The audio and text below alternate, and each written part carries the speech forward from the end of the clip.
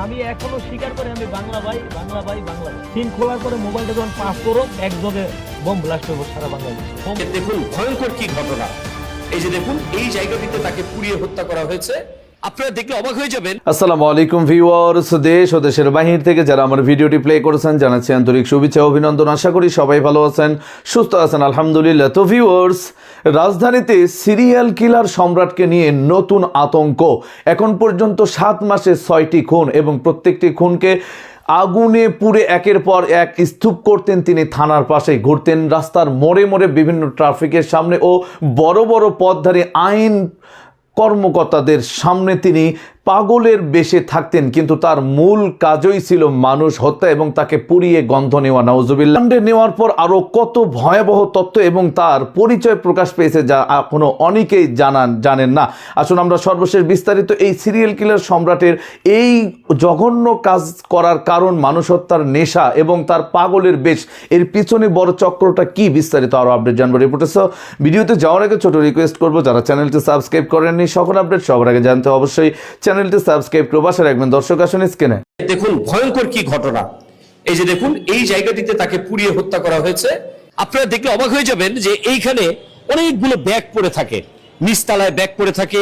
এই ব্যাগগুলো কার প্রশ্ন থেকে যায়, এগুলো কি ছিনতাই করা ব্যাগ? যে ঠিক এই জায়গাটি দিয়েই বারবার টেনে হিসেবে বের করা হয়েছিল একটি মৃতদেহ, আর যেটা দেখে সিসি ফুটেজে দেখে শনাক্ত করা হয়েছে সম্রাটকে। প্রিয় দর্শক, এই মুহূর্তে আমি দাঁড়িয়ে আছি সাভার পৌর কমিউনিটি সেন্টারে, যেখানে ঘটে গেছে একটি নৃশংস ঘটনা। একে একে প্রায় 6টি মরদেহ পাওয়া গেছে এই সাভার এলাকা থেকেই, আর এই জায়গা থেকে প্রায় 5টি মৃতদেহ শনাক্ত করা হয়েছে। ধারণা করা হয়েছে সাইকো কিলার সম্রাট এই ঘটনা ঘটিয়েছে, তাকে আটক করা হয়েছে, তার কাছ থেকে কিছুটা স্বীকারোক্তিও পাওয়া গেছে। তো আমি আপনাদেরকে একটি ঘটনা যেটা দেখাতে চাই, দেখলে হয়তো আপনারা রীতিমতো অবাক হয়ে যাবেন। এই যে ঘরটি দেখতে পাচ্ছেন, এটা একটি পরিত্যক্ত একটি ভবন, আর এটা হচ্ছে মূলত ওয়াশরুম। হ্যাঁ, সাভার পৌর কমিটির একটি ওয়াশরুম। এই ঘরটিতেই কিছুদিন আগেই উদ্ধার করা হয়েছিল একটি নারীর মৃতদেহ, যাকে পুড়িয়ে মৃত্যুর পর তাকে পুড়িয়ে ফেলা হয়েছে এমনটা ধারণা করা হয়েছে। চলুন আমরা আপনাদেরকে দেখাই একটু ভেতরের পরিবেশ। এই যে দেখতে পাচ্ছেন, এগুলো হচ্ছে মূলত ওয়াশরুম। আর এই যে এই ঘটনাগুলো দর্শক একেবারে দেখুন ভয়ঙ্কর কি ঘটনা। এই যে দেখুন এই জায়গাটিতে তাকে পুড়িয়ে হত্যা করা হয়েছে, আর এখানে হয়তো তার ঝলসানো কিছু অংশ আছে যেগুলো তদন্তর মাধ্যমে বেরিয়ে আসবে। আমি এখনো স্বীকার করি আমি বাংলা ভাই।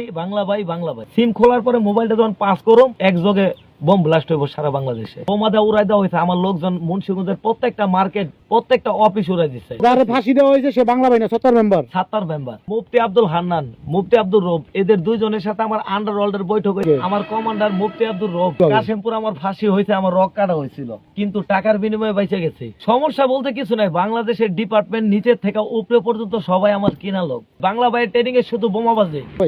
আমি এখনো স্বীকার করি আমি বাংলা ভাই। তুমি কি জানো 64 জেলার মধ্যে 63 জেলার মধ্যে একসাথে বোম ফুটাইছিল? আমি নিজে বাইরে হওয়ার পরে মোবাইল ব্যাংক, এই সেম ফোনে হলুদ সেট, আমার মোবাইলে পাসওয়ার্ড দেওয়া, ওই ফোন ওই সিম খোলার পরে মোবাইলটা যখন পাস করুম একসাথে একযোগে বম ব্লাস্ট হইব সারা বাংলাদেশে। সারা বাংলাদেশে একযোগে বোম ব্লাস্ট হয়েছে 64 জেলার মধ্যে। শোনো, 64 জেলার মধ্যে 63 জেলার মধ্যে। তো ওই মুন্সিগঞ্জে তুমি যদি দাবি করে থাকো তুমি বাংলা ভাই, তো মুন্সিগঞ্জের মধ্যে বোমটা কেন ফুটলো না? মুন্সিগঞ্জে সবার আগে বোম ফোটে নাই। মুন্সিগঞ্জের প্রত্যেকটা মার্কেট বোমা দেওয়া উড়াই দেওয়া হয়েছে। আমার লোকজন মুন্সিগঞ্জের প্রত্যেকটা মার্কেট, প্রত্যেকটা অফিস উড়াই দিচ্ছে। একযোগে যে বোম ফুটছে মুন্সিগঞ্জে বাদে 63 জেলায় ফুটছে। মুন্সিগঞ্জে বোমটা কেন ফুটলো না? এই জেলায় যখন বোমাটা ফোটে তখন আমি ওই জায়গায় খাড়ানো। হ্যাঁ, ওই জায়গায় খাড়ানো। কত সালের ঘটনা? 2012 সাল। একটা হলুদ সেট নিয়ে ওই জায়গায় খাড়া রয়েছে স্যামফোনি, আর ওই ফোনটার ভিতরেই সব কন্ট্রোল ছিল। 64 জেলার কন্ট্রোল, 63 জেলা, ওইটা একটা জেলা 64। এখানে ব্লাস্ট করলে এই জায়গায় সুদ্ধা ব্লাস্ট হইতো। মানে তুমি একসাথে বোম ব্লাস্ট করছো? তুমি বলতে চাইতেছো তুমি বাংলা ভাই? বাংলা ভাই যেটা আমার সাথে যারা ফাঁসি দেওয়া হয়েছে সে বাংলা ভাই না, 70 মেম্বার। 70 মেম্বার। এই 70 মেম্বার কি? আচ্ছা, তোমার জেএমবি সংগঠন হ্যাঁ, সংগঠনের বাংলা ভাইয়ের সংগঠন তো জিএমপি সংগঠন, এই সংগঠনের পুরো বলো তো। মুফতি আব্দুল হান্নান, মুফতি আব্দুর রব, এদের দুইজনের সাথে আমার আন্ডারওয়ার্ল্ডের বৈঠক হয়েছে। আমার কমান্ডার মুফতি আব্দুর রব, কাশিমপুর আমার ফাঁসি হয়েছে, আমার রক কাটা হয়েছিল, কিন্তু টাকার বিনিময়ে বেঁচে গেছে। কাশিমপুর কেন্দ্রীয় কারাগারে আমার ফাঁসি, ঠিক যতক্ষণ সময় লাগে একটা আসামির দড়ি ঝুলাইয়া ফাঁসি দিতে, আমার এই পুরো গলাটা প্লাস্টিক সার্জারি করা হয়েছে এবং রশি পরাই দেওয়া হয়েছে, ঠিক ততটুক সময় আমার ঝুলাই রাখা হয়েছে। কারণ এই প্লাস্টিক সার্জারিতে তো আর আমি মরুম না। আওয়ামী লীগ গভর্নমেন্ট সরকারের আমলে। এটা কত সনে? এটা 2012 সন। সমস্যা বলতে কিছু নাই, বাংলাদেশের ডিপার্টমেন্ট নিচের থেকে উপরে পর্যন্ত সবাই আমার কিনা লোক। IGP, DIGP, DCP, SP, DSP সবাই। এখন আমার সংগঠনের পরিস্থিতি মোটামুটি, কিছুদিন আগে আমি ঢাকায় হরতাল ডেকে আইছি। হরতাল ডেকেছো বিএনপির সাথে? না না, বিএনপির সাথে ঐক্যজোট নির্দলীয় সরকার থেকে পক্ষ থেকে হরতাল। ঐক্যজোট বলতে জামাত শিবিররা যারা একসাথে ঐক্য করছিল। এখন বর্তমান জামাতের জামাতের সাথে ছিল, হরতাল চলতেছে। জামাতের সাথে ছিলাম না, আমি একাই হরতাল ডাকি, আশেপাশে পুলিশ বাহিনী থাকে, এরা প্রোটেক্ট দেয়। আমি 100% শিওর, কারণ আমি বর্তমানে একজন আইজিপি এবং আমি ব্যক্তিগতভাবে তুমি আবার আইজিপি আগে, তুমি না বাংলা ভাই?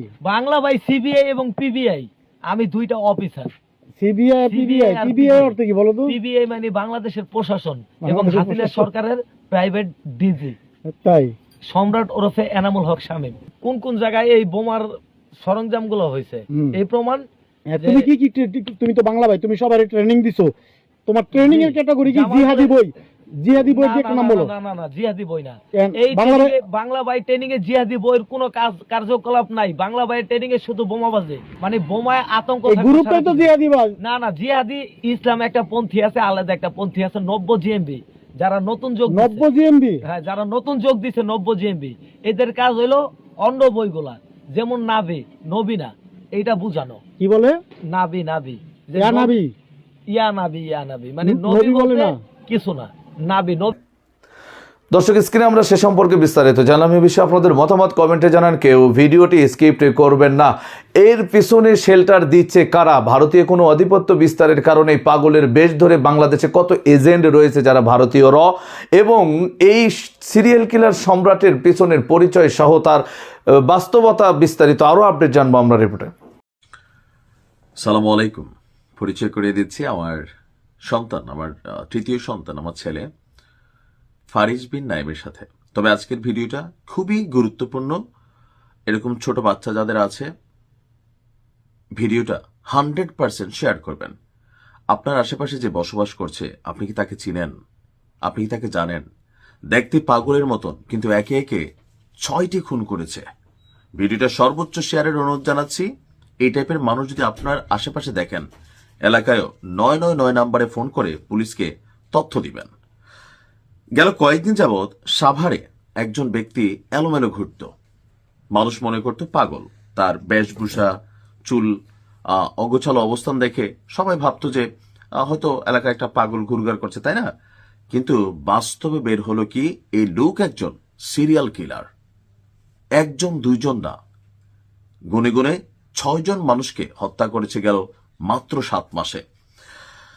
ভবগুরের ছদ্মবেশে সিরিয়াল কিলার সম্রাট। আমি যখন দেখছি আশ্চর্য লাগছে, মানে বিশ্বাস করতে পারি নাই। সো সাবধানতার জন্য সবাই ভিডিওটা শেয়ারও করবেন, আর আশেপাশে এই টাইপের মানুষ থেকে সাবধান থাকবেন। তাকে বলা হচ্ছে কেউ কেউ মানসিক বিকারগ্রস্ত, আসলে কিন্তু না, তলে তলে এগুলো সব ভালো। অনেকটা মানসিক রোগীর মতন আচরণ করলেও খুব ঠান্ডা মাথায় এক বৃদ্ধা নারী, তারপর হচ্ছে এক কিশোরী, তারপর হচ্ছে এক বাচ্চা সহ 6 জনকে খুন করেছে মশিউর রহমান ওরফে সম্রাট। প্রাথমিক জিজ্ঞাসাবাদে সে সকল তথ্যের স্বীকারোক্তি দিয়েছে। একটা ফুটেজ কিন্তু এটা প্রমাণিত হয়ে গিয়েছিল। পুলিশ সাভার থানার সামনে থেকে গতকালকে তাকে আটক করে। রোববার দুপুরে সাভার পৌর কমিউনিটির যে সেন্টার আছে, সেই সেন্টারটা পরিত্যক্ত, মানে এটা ব্যবহৃত হয় না। তো সেই পরিত্যক্ত ভবন থেকে এক কিশোরী সহ 2 জনের পোড়া যে দেহ, সেইটা উদ্ধারের ঘটনায় তাকে গ্রেপ্তার দেখানো হয়। তো এখানে যতটুকু তথ্য উপাত্ত সামনে আসছে যে সম্রাট পাগলের মতন আচরণ করলেও সে কিন্তু আসলে পাগল না, সাইকো টাইপের। তার পূর্ণ পরিচয় নিয়ে পুলিশ তদন্ত করছে। আপনারাও ছবিটা দিবেন, যেন বাংলাদেশের তো মানুষ, কোথাও না কোথাও তার পরিচয় অবশ্যই বের হবে। প্রাথমিক তদন্তের তথ্য অনুযায়ী প্রথম যে ঘটনাটা ঘটেছে সম্রাট, সেটা হচ্ছে 2025 সালের 4 জুলাই। ওই দিন রাতে সাভার মডেল মসজিদের সামনে আসমা বেগম নামক এক বৃদ্ধাকে শ্বাসরোধ করে সে মেরে ফেলে। পরবর্তীতে ওই বছর 29 আগস্ট সাভার পৌর কমিউনিটি সেন্টারের পরিত্যক্ত ভবনের ভেতর এক যুবককে শেষ করে শরীরটাকে সে জ্বালায় দেয়। এর প্রায় 1 মাস পর 11 অক্টোবর আরও একটি নারীর দেহ উদ্ধার হয় কমিউনিটি সেন্টারের ভেতর থেকে, তাকেও শেষ করে দিয়েছিল সম্রাট। গত বছর 19 ডিসেম্বর ওই কমিউনিটি সেন্টারের ভেতর আরও এক যুবকের দেহ পাওয়া যায়। সর্বশেষ গত শনিবার রাতে এক কিশোরী সহ 2 জনকে শেষ করে তাদের শরীরটাকে সে ভস্ম করে দেয়। দর্শক, স্ক্রিনে আমরা সে সম্পর্কে বিস্তারিত জানলাম। সো ভিডিও এই পর্যন্ত। ভালো লাগলে লাইক এন্ড কমেন্ট করবেন। দেশের সকল আপডেট সবার আগে জানতে অবশ্যই চ্যানেলটি সাবস্ক্রাইব করে পাশে রাখবেন। দেখা হবে পরবর্তী ভিডিওতে ইনশাআল্লাহ। আসসালামু আলাইকুম ওয়া রাহমাতুল্লাহ।